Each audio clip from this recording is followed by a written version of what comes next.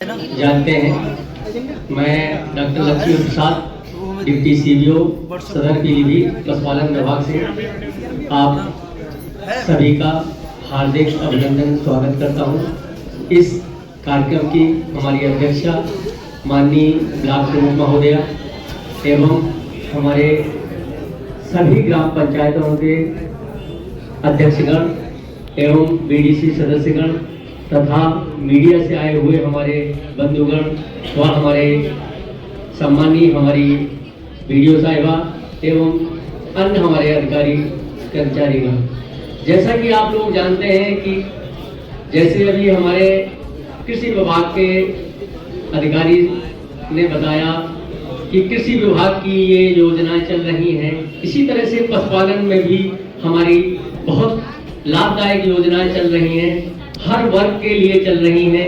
बस केवल कमी है तो हमारी जागरूकता का अभाव है।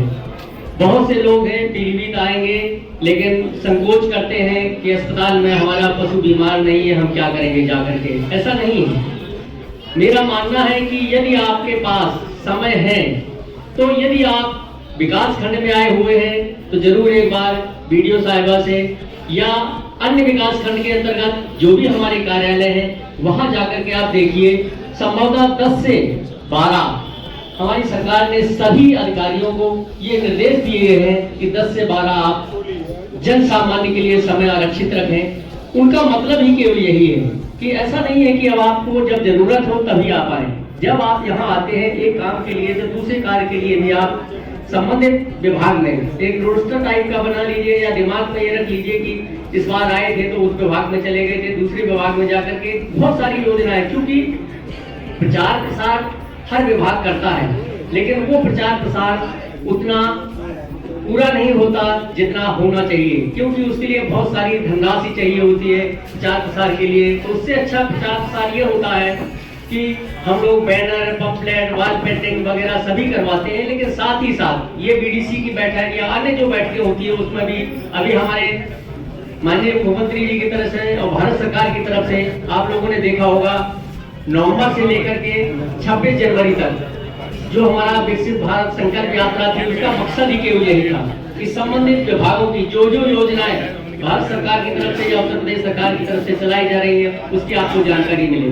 तो उसी कड़ी में मैं आप सभी को ये बता दूं कि हमारे यहाँ पिछली बार आप लोगों ने देखा होगा पीलीभीत केवल एक ऐसा जिला रहा है उत्तर प्रदेश का जहाँ पर कि लंपी स्किन डिसीज ने अपना विकराल रूप नहीं लिया, अन्यथा हमारे बरेली डिस्ट्रिक्ट तक बृहद रूप में लंपी स्किन डिसीज आ गई थी। इसके लिए मैं अपनी ब्लॉक प्रमुख महोदया का धन्यवाद करूंगा कि उन्होंने हमें पूर्ण सहयोग प्रदान किया तथा पूरे धैर्य का परिचय देते हुए हमारी टीम को और हमारे कार्यकर्ताओं को सबको प्रोत्साहित किया तथा हमारी ग्राम पंचायत के जो ग्राम प्रधान थे उन्होंने भी बहुत सहयोग किया।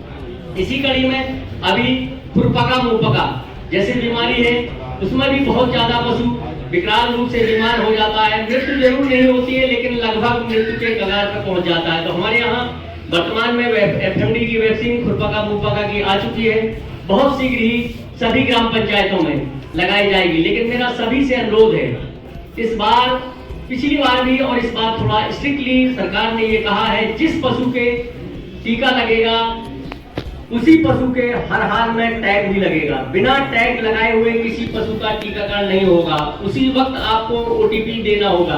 कई बार हमारे ग्रामीण बंधु ये कहते हैं कि भाई हम ओटीपी नहीं देंगे कि ओटीपी लेने से हमारा कहीं कोई मैसेज चला जाएगा या हमारा कोई नुकसान हो जाएगा। तो ऐसा नहीं है। बहुत सारी योजनाएं हैं जो सरकारी योजनाएं होते हैं उसमें ओटीपी देने से आपको नुकसान नहीं होता है। जो भी हमारा टीम लीडर या टीम का जो भी हमारा सदस्य जाएगा तो किसी पशु के अगर टैग पहले से लगा हुआ है तो उसको नहीं लगाया जाएगा, लेकिन जिसको नहीं लगा है उसको उसी वक्त टैग लगाया जाएगा। टैग लगने के बाद उसका फोटो लेके उसका रजिस्ट्रेशन कराया जाएगा। रजिस्ट्रेशन के बाद उसका ओटीपी आएगा और उसका टीकाकरण हो जाएगा। उसके दो फायदे हैं। जैसे हम आप लोग देखते हैं अभी लोग गाय छोड़ देते हैं। आप लोग कहते हैं कि गाय जो है हमारी फसलों को नुकसान कर रही है। कई गाय टैग लगी हुई इधर से उधर घूमती हैं। उसमें क्या होता है, जब यदि किसी पशु के कान में टैग लगा हुआ है तो हम उसको कोई भी व्यक्ति गूगल में डाल करके उसके टैग को सर्च करेगा तो पता लग जाएगा कि ये किस पशुपालक की गाय है।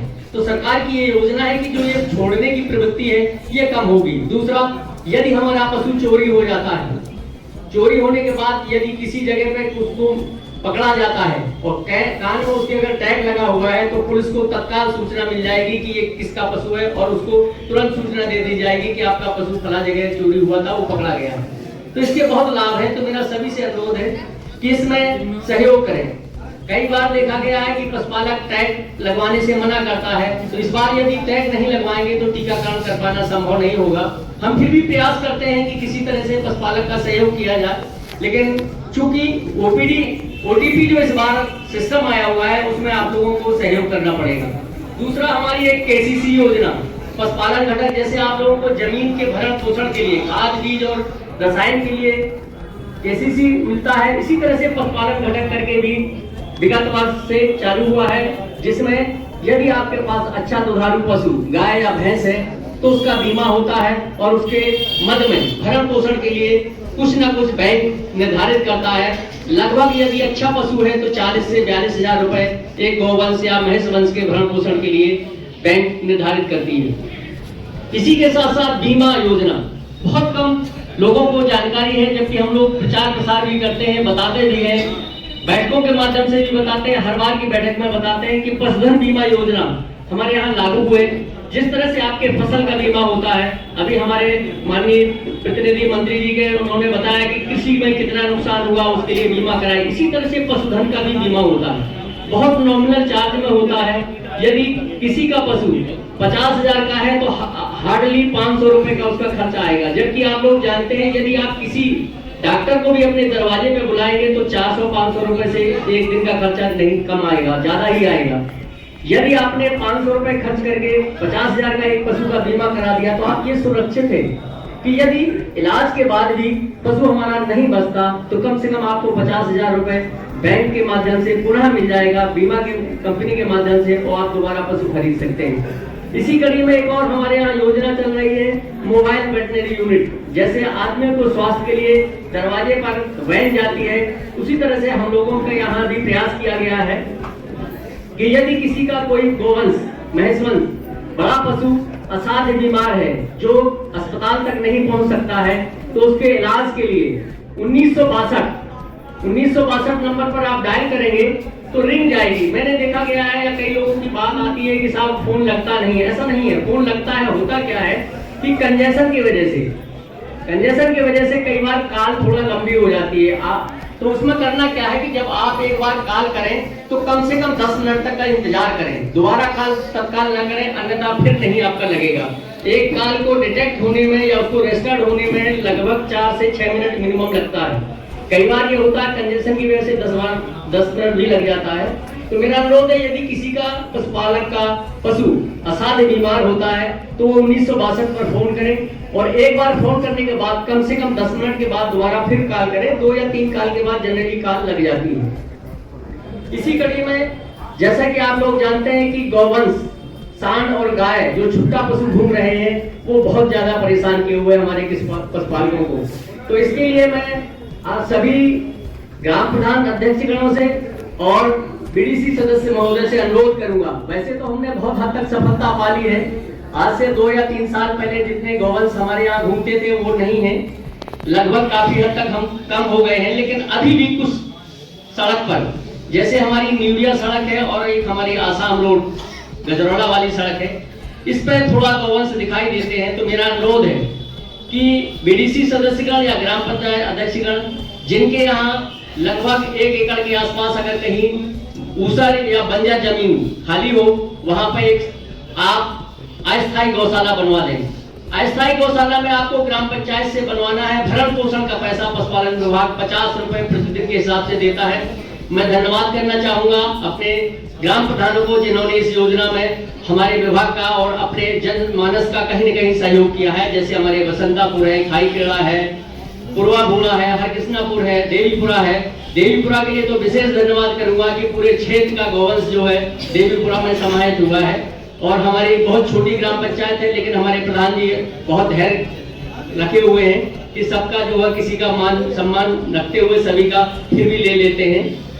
तो मैं अनुरोध करूंगा कि इस योजना में जरूर हमारा सहयोग करिए, उससे आपका ही लाभ है कि यदि आप सभी पशुओं को संरक्षित करा देंगे तो एक टाइम ऐसा आएगा कि फिर हम गौवंशों को वितरण की प्रक्रिया में ले जाएंगे। जैसा कि एक और योजना इसी से संबंधित है, सुपुर्दगी। इसमें क्या होता है, कोई भी पशुपालक 1 से लेकर 4 गौवंश तक सुपुर्दगी में ले सकता है। बहुत छोटी प्रक्रिया है, 100 रुपए के स्टाम्प में एफिडेविट बनवाना होता है, एक फॉर्म भरना होता है, ग्राम प्रधान, सचिव, बीडीओ और संबंधित पशु चिकित्सा अधिकारी के दस्तखत करने होते हैं। मेन प्रक्रिया आपका स्टाम्प बनाने का है। स्टाम्प जैसे ही आपका बनता है उसके बाद समय नहीं लगता, हम लोग बहुत जल्दी कहीं ना कहीं उसको पूर्ण करा देते हैं और आपको गौशाला से गाय दिलवा देते हैं। थोड़ा सा विलंब होता है क्योंकि सिस्टम ये चाहता है कि कहीं पर इसमें कोई भी भ्रष्टाचार ना हो। यदि भ्रष्टाचार होता है तो कई बार ये देखा गया है कि पैसा पशुपालक के खाते में ना पहुंच करके वो बैक मार रहा है या कहीं ना कहीं दूसरे व्यक्ति के खाते में चला जा रहा है। तो इसके लिए डीबीटी माध्यम, डायरेक्ट बेनिफिशियरीज के खाते में अकाउंट में पैसा जाने के लिए इस समय प्रक्रिया चल रही है, तो उसमें थोड़ा सा विलंब हो जाता है, कई बार 2 महीने तक भी पैसा नहीं आता। लेकिन हमारा प्रयास रहता है कि जितना जल्दी हो पैसा उसका भरण पोषण का मिल जाए।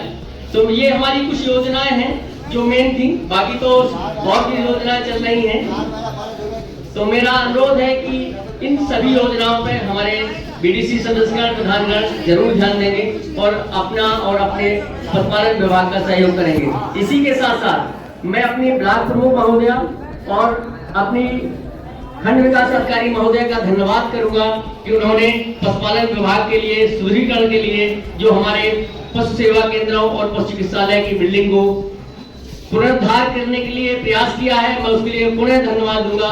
कम से कम देखिए होता क्या है, यदि संस्था अच्छी नहीं होती है तो कोई भी अधिकारी कर्मचारी आने से पहले वो एक बार अपने साथियों से या अपने जानकार लोगों से पता कराता है कि वो संस्था में बिल्डिंग कैसी है।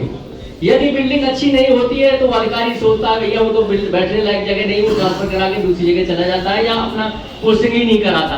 तो उससे कहीं ना कहीं आपको नुकसान ये होगा कि उस संस्था पे कोई अधिकारी नहीं आएगा। जब अधिकारी ही नहीं आएगा तो आपके कार्य नहीं होंगे। तो मैं इसके लिए धन्यवाद करूंगा कि संस्था हमारी सुदृढ़ होगी तो हमारे अन्य जिलों से अधिकारी कर्मचारी पीलीभीत में आएंगे और कहीं ना कहीं हमारे पशुपालकों को सहयोग करेंगे। धन्यवाद डॉक्टर साहब। पशुपालन विभाग की ओर से जो योजना चल रही थी आपने जो है बहुत अच्छी जानकारी दी। अब इसी कड़ी को आगे बढ़ाते हुए थोड़ा और घर बनाया